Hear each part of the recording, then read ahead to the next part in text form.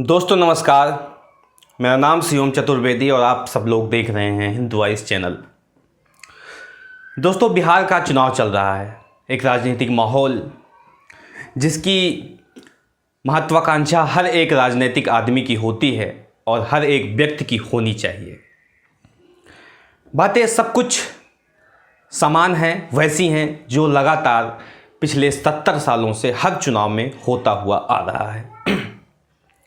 लेकिन दोस्तों, इस बार नया क्या चुनाव में हो रहा है और भारतीय जनता पार्टी द्वारा क्या नया करने की कोशिश की जा रही है, उसकी मैं बात करूंगा आज। दोस्तों, खबर बस इतनी सी है कि कल बीजेपी ने घोषणा पत्र जारी करते हुए ये कहा कि अगर एनडीए बिहार के अंदर पावर में आती है तो सभी बिहार के वासियों को मुफ्त में कोरोना वैक्सीन का टीकाकरण किया जाएगा।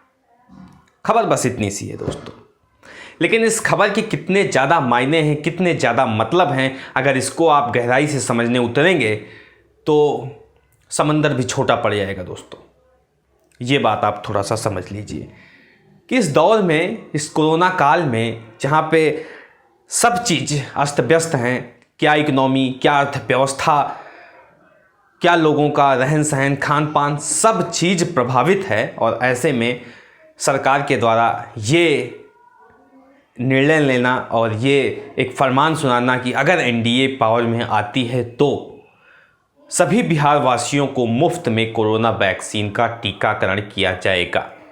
अब चीज़ों को थोड़ा आप समझिए और एनालाइज करने की कोशिश करिए। मान लीजिए एक मिनट के लिए, अगर एनडीए सरकार बिहार के अंदर नहीं आई तो क्या बिहार के लोगों का कोरोना का टीकाकरण मुफ्त में नहीं होगा? ये चेतावनी है क्या बीजेपी सरकार के द्वारा बिहार के लोगों को? क्या ये चेतावनी है? इसको गंभीरता से समझिए। और ऐसी कितनी ज़्यादा चेतावनियाँ लगातार बीजेपी पार्टी के द्वारा लोगों के सामने रखी जाती रही हैं और उसका प्रमाण भी आप सब लोग के सामने समय समय पे मिलता रहा है। शुरुआत में एक नारा दिया गया था, बेटी बचाओ बेटी पढ़ाओ।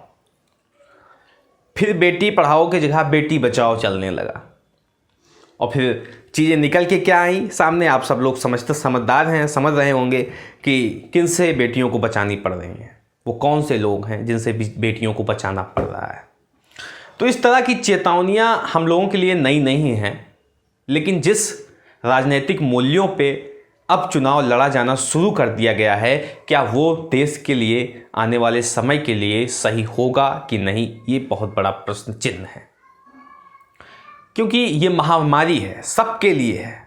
और ऐसे में ये कहना कि अगर एनडीए सरकार बिहार में आती है तभी वहाँ के लोगों को फ्री में वैक्सीन दी जाएगी, ये एक ऐसा जुमला और ऐसा एक तरह से आप कह सकते हो पाप है जिसकी भरपाई आने वाले सालों में, बहुत से सालों में बीजेपी सरकार नहीं कर सकती है। और मुझे पूरी उम्मीद है इसका जवाब पुरजोर तरीके से बिहार की जनता बीजेपी पार्टी को और एनडीए को जरूर देगी। एक चीज़ दोस्तों, दूसरी चीज़ आप इस चीज़ को समझिए कि क्या किस राज्य में वैक्सीन जाएगी, किस राज्य के लोगों की मुफ्त में वैक्सीन होगा, किस राज्य के लोगों में जो टीकाकरण है उनकी सुविधा मुफ्त होगी, इन सभी चीज़ का फैसला चुनाव से होगा।